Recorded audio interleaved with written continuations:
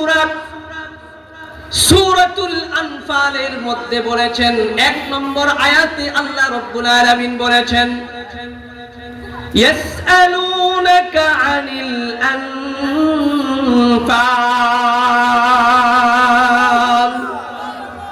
কুলিল আনফালু লিল্লাহি ওয়ার রাসূল।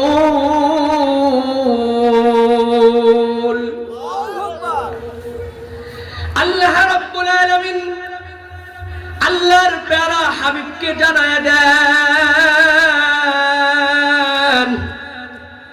ও আমার হাবিব, তোমাকে মানুষেরা গনিমতের মাল সম্পর্কে জিজ্ঞাসা করবে, তুমি বলে দাও কুলিল আনফাল, গনিমতের মাল হলো লিল্লাহি ওয়ার রাসূল। গনিমতের মাল হলো দুইজনের জন্য, এক হলো আল্লাহর জন্য আর এক হলো আপনার জন্য।